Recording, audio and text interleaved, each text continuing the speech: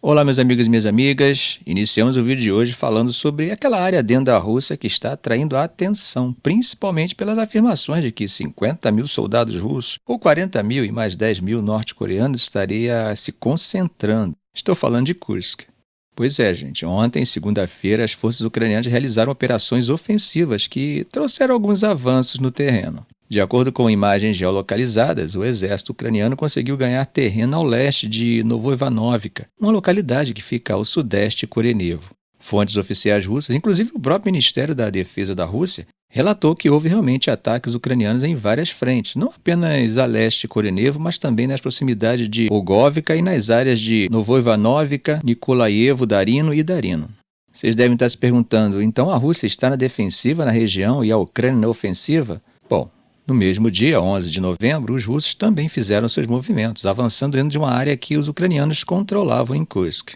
E não são apenas rumores. Imagens geolocalizadas confirmaram que a 80ª Brigada de Infantaria Naval da Rússia, vinculada à Frota do Mar Negro, lançou um ataque mecanizado e conseguiu retomar algumas posições ao noroeste de Pokrovsk. E mais novas imagens datadas de 11 de novembro mostram avanços russos ao leste de Darino. Bom, mas temos mais movimentações na frente leste da Ucrânia. De acordo com fontes russas, nos dias 10 e 11 de novembro, Moscou continuou a avançar em áreas estratégicas nas direções de Kurakov e Vuhledar. Imagens geolocalizadas publicadas ontem, que vocês podem ver aqui no vídeo, indicam que elementos da 114ª Brigada de Fuzileiros Motorizados, que agora faz parte do 51º Exército de Armas Combinadas, conseguiram avançar até o centro de Novoselivka, ao norte de Kurakov. Já em outra frente, no eixo Kremina, fontes informaram que no dia 10 de novembro as tropas russas realizaram novas operações ofensivas. Imagens geolocalizadas publicadas no mesmo dia mostram que essas forças conseguiram progredir em direção ao centro de Terni, que fica localizado a oeste de Kremina. Essas mesmas fontes, apontam que as ofensivas continuaram com operações a oeste de Kremina nas áreas próximas a Terni e Tosk, e ao sul perto de Serebranyanka durante o domingo e ontem. Além disso, o Ministério da Defesa da Rússia informou que ontem, segunda-feira, o ministro Andrei Beluzov fez uma visita ao posto de comando do grupamento russo de Dnepr. Durante essa visita, ele se reuniu com o coronel-general Mikhail Teplinsky, comandante das forças aerotransportadas. Segundo o próprio Teplinsky, as forças russas estão utilizando drones de fabricação local com bastante eficácia nos complexos de reconhecimento e ataque, assim como em operações de reconhecimento e fogo. Bom, mudando de assunto, o ex-presidente russo Dmitry Medvedev acusou hoje, terça-feira, os líderes europeus de estarem buscando uma perigosa escalada no conflito, especialmente após a reeleição do ex-presidente dos Estados Unidos, Donald Trump. Em uma mensagem que ele publicou no Telegram, Medvedev afirmou que os políticos europeus estariam tentando empurrar o conflito com a Rússia para uma fase irreversível, enquanto ainda tem essa oportunidade.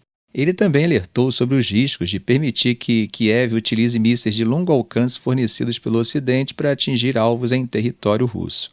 Em relação a recentes declarações vindas da Alemanha, Medvedev foi direto. Ele rejeitou como manobras eleitorais o ultimato feito por Friedrich Merz, líder da oposição alemã e possível próximo chanceler, sobre o uso dessas armas pela Ucrânia. Segundo Medvedev, é claro que esses mísseis não são capazes de alterar os rumos das operações militares de maneira relevante. Já no campo diplomático, o presidente francês Emmanuel Macron e o primeiro-ministro britânico Keir Starmer reafirmaram ontem em Paris seu apoio contínuo a Kiev.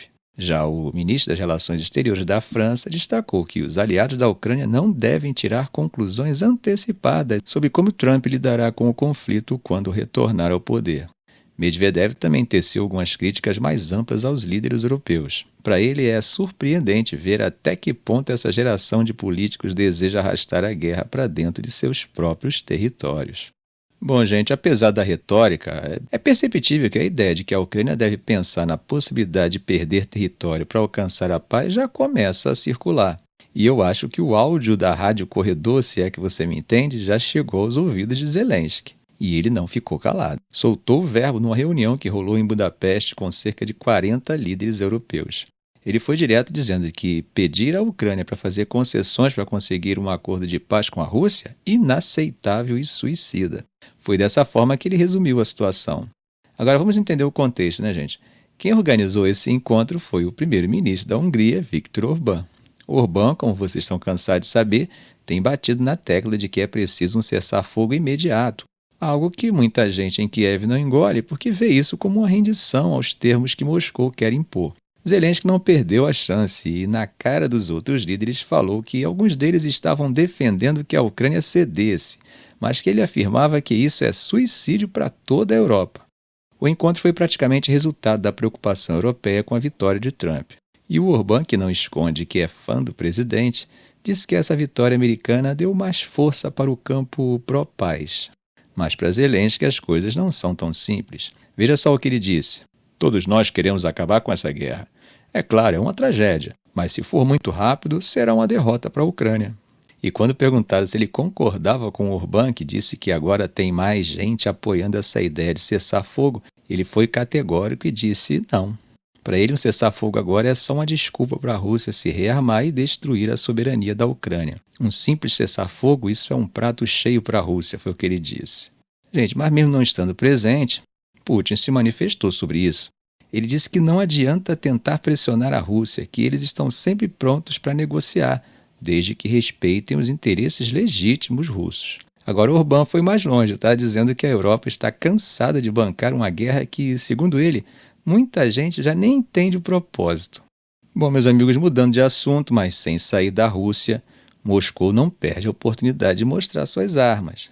Um navio de guerra da Marinha Russa, o Almirante Goloviko, equipado com mísseis hipersônicos Zircon, está movimentando as águas internacionais. De acordo com agências de notícias russas, esse navio recentemente participou de exercícios de contra-terrorismo no Canal da Mancha e, nesse momento, está em missão pelo Oceano Atlântico. Mas por que isso é tão importante, vocês devem estar se perguntando? Pois bem, gente, o Almirante Goloviko faz parte da poderosa frota do norte da Rússia e foi projetado para enfrentar ameaças modernas. Durante esses exercícios, ele simulou ataques de drones aéreos e marítimos como parte de seu treinamento. O que chama a atenção é que ele é equipado com os temidos mísseis hipersônicos Zircon, que, como sabemos, são capazes de atingir velocidades várias vezes superiores à do som e com um alcance de até 900 km. Estamos falando de um sistema, gente, que representa um baita desafio para as defesas antimísseis atuais.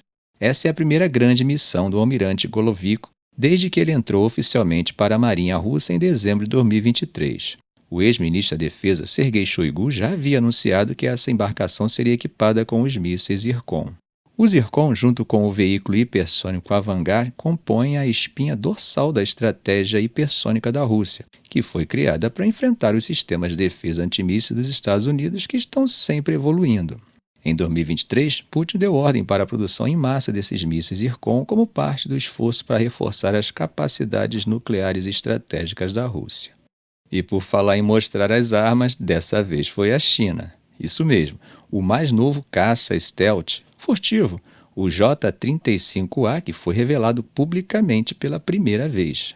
Isso aconteceu na abertura do Salão Internacional de Aviação e Aeroespacial da China, lá em Zhulai, no sul do país, nessa terça-feira. Bom, gente, o J-35A fez uma exibição aérea de 5 minutos e chamou a atenção de todo mundo que estava presente. Além dele, também exibiram um modelo de uma versão que pode operar a partir de porta-aviões, segundo a própria mídia estatal chinesa disse. Esse evento bienal é um dos maiores encontros de aeronaves militares da Ásia e ficou claro que o objetivo foi mandar uma mensagem forte, a de que o poder aéreo da China está cada vez mais próximo do nível dos Estados Unidos e do Ocidente. Carl Schuster, um analista militar que já foi diretor de operações no Centro de Inteligência do Comando Pacífico dos Estados Unidos, comentou que, tradicionalmente, os Estados Unidos sempre tiveram superioridade aérea em todos os conflitos desde a Segunda Guerra Mundial. Mas agora, segundo ele, a China está começando a desafiar essa vantagem. A mensagem é que a China está no mesmo nível que os Estados Unidos e que o Ocidente. E vocês sabem, né? Esse é um passo importante para Pequim, que está modernizando suas forças armadas para competir diretamente com Washington, especialmente na região da Ásia-Pacífico. Taiwan, claro, é um ponto bem sensível, já que a China a considera parte de seu território na política chamada One-China Policy.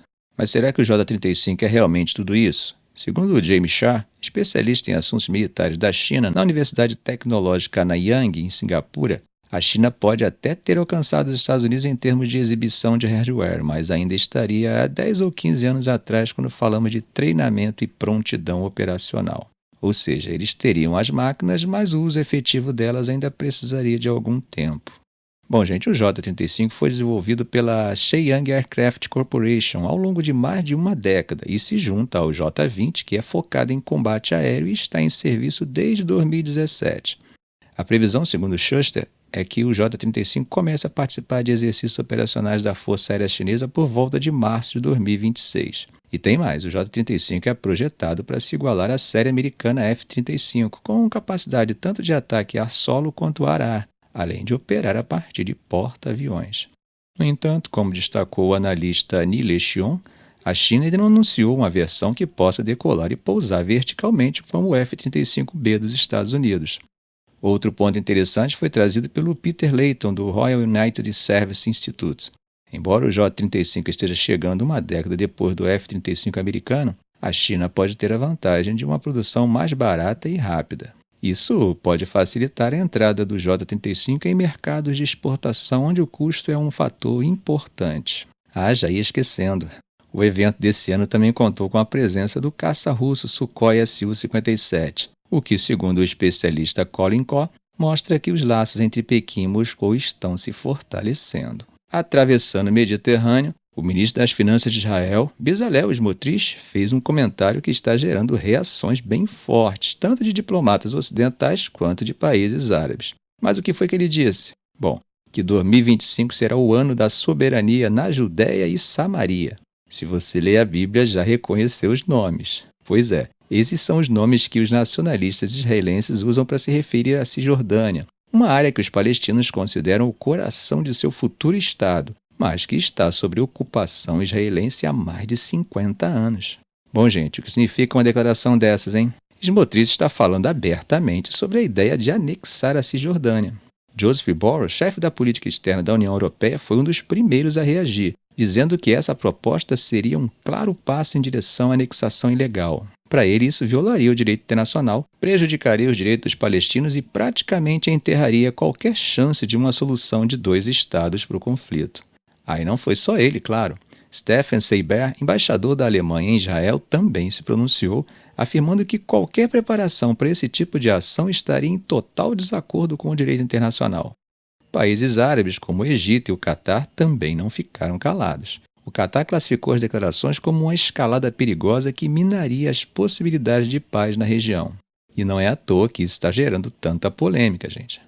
Israel ocupou a Cisjordânia desde a Guerra dos 6 Dias em 1967, e desde então tem expandido os assentamentos judaicos por lá, apesar da oposição da maior parte da comunidade internacional e do desrespeito ao direito internacional. É isso mesmo, gente. Não sei se vocês sabem, mas desde a Resolução 242 de 1967 e ainda passando pela Resolução 338 de 1973, há decisões que condenam a ocupação desse território. Mas além disso, os assentamentos também são uma violação do direito internacional previsto na 4ª Convenção de Genebra, que proíbe a transferência da população da potência ocupante para o território ocupado, que é exatamente os assentamentos israelenses na Cisjordânia. Já houve inclusive uma consulta à CIJ sobre o assunto e a Corte afirmou que os assentamentos violam o direito internacional. Bom, esclarecido isso, temos que entender o contexto político também. Smotrich é um ultranacionalista que vive em um assentamento na Cisjordânia.